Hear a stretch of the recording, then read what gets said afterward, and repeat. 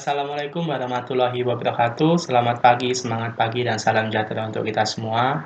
Kembali lagi bersama saya Pak Hendri dalam pembelajaran mata pelajaran sejarah Indonesia untuk kelas 10 semester genap tahun ajaran 2020-2021.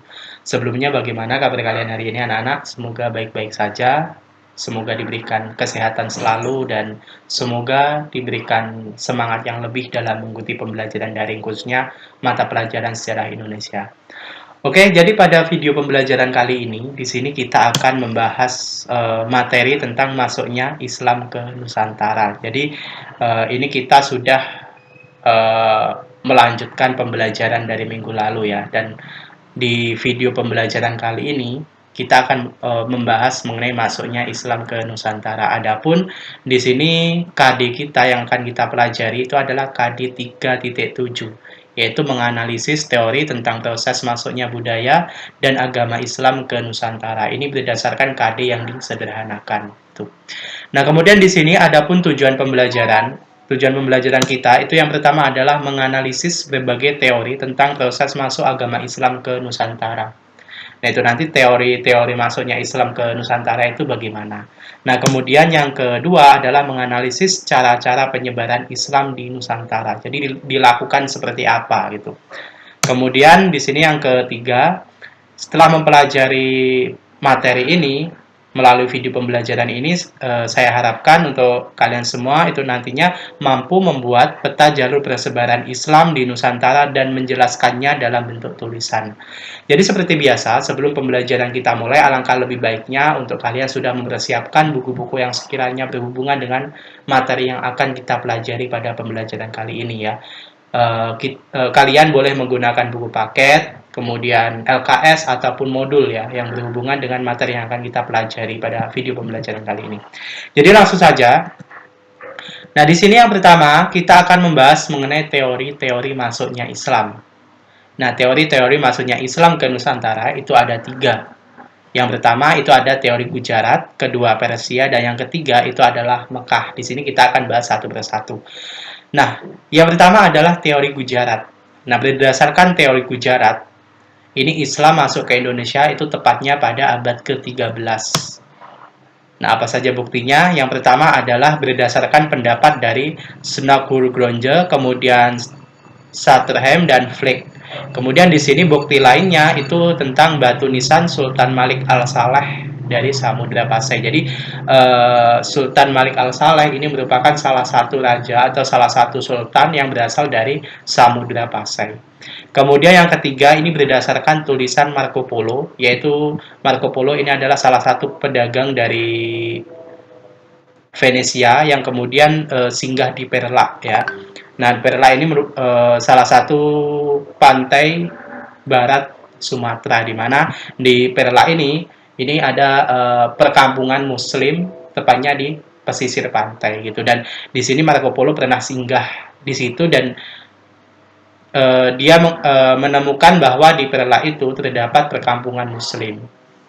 Nah, kemudian yang kedua, teori yang kedua itu adalah teori Persia. Ini sama juga, Islam masuk ke Nusantara itu sekitar abad ke-13. Nah, buktinya apa? Ini yang pertama, itu berdasarkan pendapat dari Husain Joyodiningrat.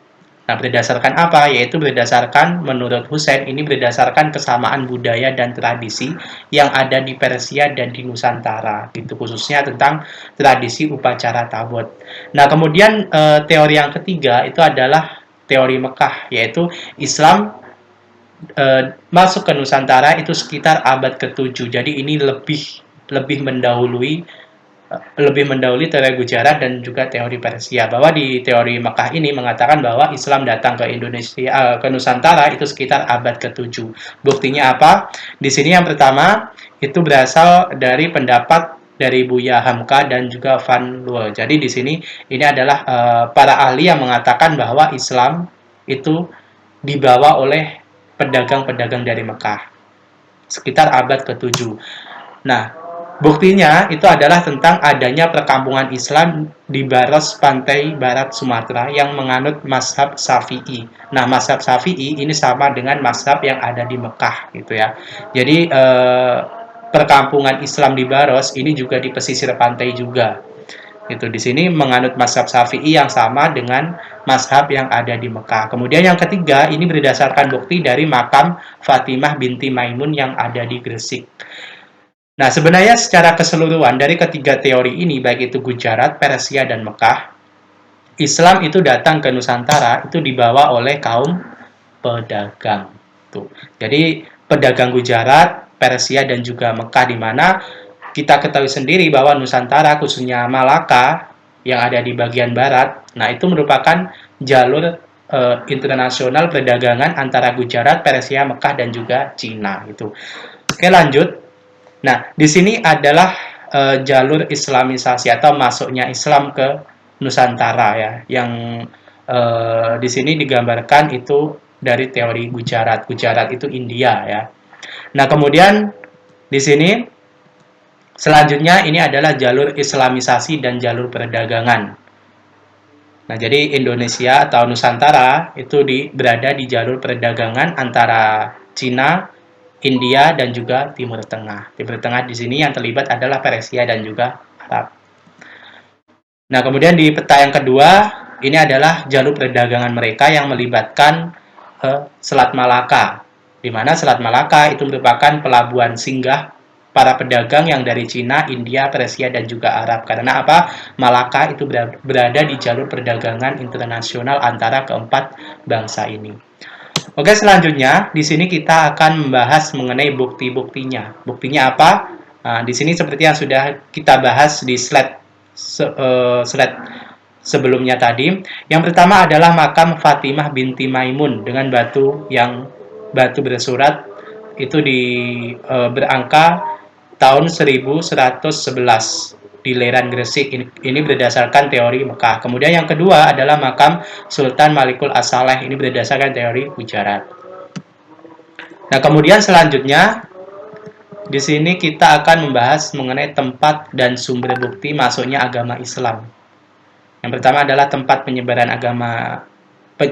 penyebaran masuknya agama Islam, kemudian bukti-bukti awal penyebaran Islam di Indonesia. Jadi yang pertama itu berasal dari berita Arab, kemudian berita Eropa itu dari Marco Polo tadi, salah satu pedagang dari Venesia yang singgah di Perla. Kemudian ada berita India, berita Cina, dan juga berita dalam negeri. Nah, berita dalam negeri di sini apa? Yaitu tentang peninggalannya atau bukti-bukti yang ditemukan di Indonesia itu sendiri atau di Nusantara.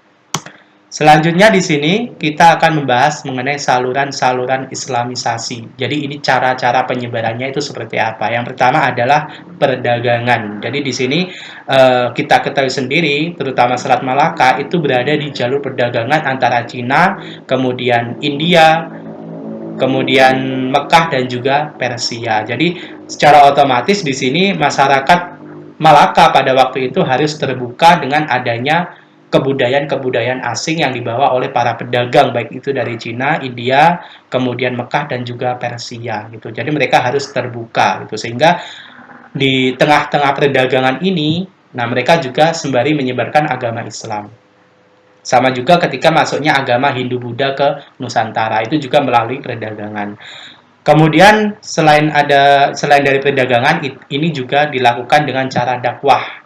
Nah, dakwah ini dari tempat satu ke tempat yang lainnya yang dilakukan oleh para ulama, atau jika di Pulau Jawa itu seperti contohnya Wali Songo gitu.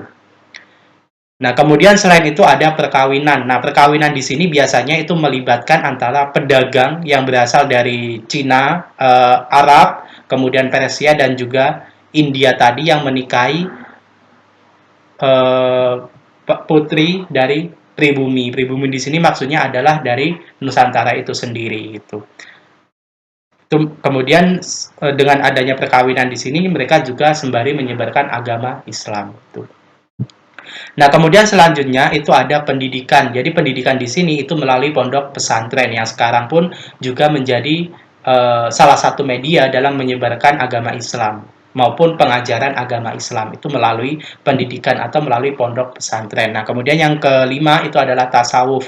Tasawuf di sini itu adalah ilmu tentang ketuhanan, ya. Kemudian yang keenam itu adalah kesenian. Nah, jadi di sini Islam itu disalurkan melalui kesenian. Jadi kalau di Jawa itu terkenal dengan pewayangan, kemudian alat-alat musik lainnya seperti bonang dan lain sebagainya, seperti itu. Nah, di mana kebudayaan asli Nusantara itu diakulturasikan dengan agama Islam. Agar apa? Tujuannya untuk apa? Agar agama Islam itu mudah diterima oleh masyarakat setempat gitu. Nah, selanjutnya di sini contoh-contohnya ya, ada pondok pesantren dan sampai sekarang pun kita juga banyak menemui pondok-pondok pesantren yang tersebar di berbagai wilayah gitu. Baik itu sebagai sekolah formal maupun informal. Nah, selanjutnya di sini ada tasawuf, yaitu tentang ilmu ketuhanan tadi. Atau dalam filsafat itu teologi ya. Nah, kemudian di sini masih tentang tasawuf. Kemudian masjid, kalau waktu dulu itu ada lebih ke surau. Surau itu semacam musola, tapi dia masih kecil ya, lebih kecil dari musola tadi. Jadi ada apa namanya perkembangannya itu ada surau, kemudian musola, dan setelah itu ada masjid yang menampung lebih besar lagi. Jadi surau itu yang paling kecil, kemudian ada musola di atasnya lagi, kemudian ada masjid. Selanjutnya di sini buktinya lagi ada seni qasidah. Nah, jadi di Islam itu diakulturasikan dengan budaya-budaya Islam dan budaya masyarakat setempat sehingga agama Islam itu lebih mudah untuk diterima. Tuh. Seni qasidah, kemudian tari sufi. Nah, di sini pun juga dijelaskan ya tentang busana khas penari sufi itu seperti apa, mulai dari simbolnya, dari kain kafan, konon hirka hanya dijahit oleh sang darwis atau diwariskan dari darwis sebelumnya. Kemudian hirka ditutup dengan semacam jaket pendek yang diikatkan di pinggang. Nah, jadi ini apa namanya semacam filosofi ya dari pakaian penari sufi gitu. Nah, jadi cukup sekian pembelajaran kita hari ini, video pembelajaran hari ini. Semoga bermanfaat untuk kita semua dalam memahami materi sejarah Indonesia. Mohon maaf jika ada kesalahan-kesalahan. Jangan lupa untuk subscribe, kemudian like, komen, dan juga share. Semoga video pembelajaran ini bisa membantu dan harapannya bisa berkembang lebih besar lagi gitu. Cukup sekian dari saya, kurang lebihnya mohon maaf. Wassalamualaikum warahmatullahi wabarakatuh.